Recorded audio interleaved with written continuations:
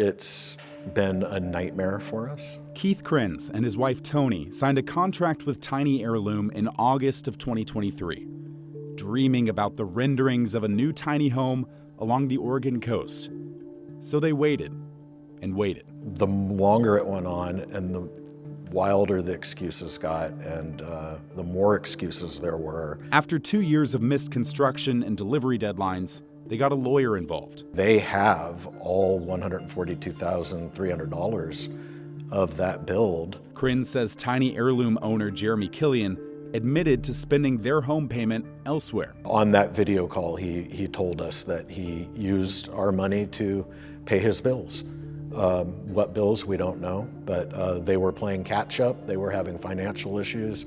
They were trying to right their ship. A practice Killian denied in a November interview with KGW. No, I don't take down payments on new homes just to finish the builds from the past. I use the profit margins from it. Tiny Heirloom, the Portland-based manufacturer of luxury tiny homes, faces dozens of lawsuits and complaints from people who say the company took their money and failed to deliver.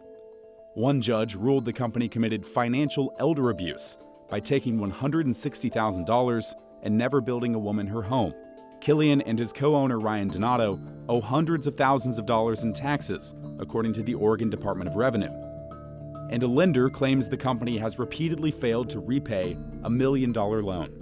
When added all together, Krenz has serious questions for state watchdogs. Where are these agencies that are supposed to protect us as consumers? Department of Justice, Oregon, come help us. They shouldn't be allowed to continue operating, doing this to people. KGW asked the DOJ if it is investigating Tiny Heirloom. The agency declined to answer. The DOJ denied a records request for communications about Tiny Heirloom, using an exemption that cites current or potential litigation. Killian says the company is giving refunds, paying settlements, or delivering homes to every customer affected by his company's missed deadlines and financial problems. We have always, regardless of the highs and lows, done the right thing. In November, he acknowledged that customers are angry. And that's rightfully so. If it was me and I was in their shoes, I would be upset too. And promised quick resolutions. And you believe by early next year you'll be I know for a fact we will be, 100%.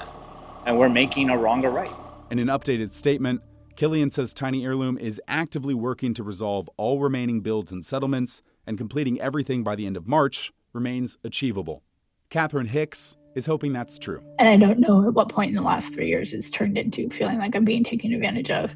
I don't know when that switch hit for me, but it's definitely hit. She paid nearly $200,000 up front and hasn't received anything for 3 years.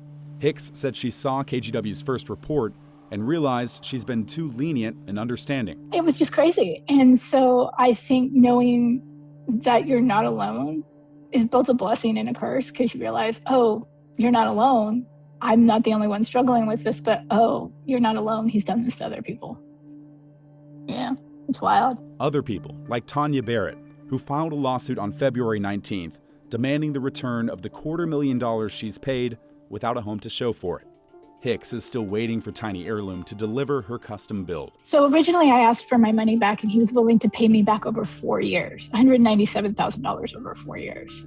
I'm like, no, I'm not funding your poor business decisions. Krenz said Tiny Heirloom offered a similar deal.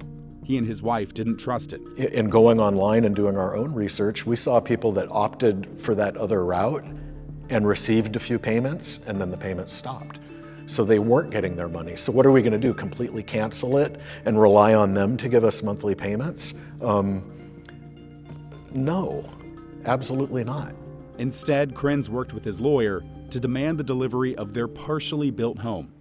It arrived last week, half built. He's planning to finish the rest of the job himself. We're ready to close this chapter. We want to put it in our rearview mirror.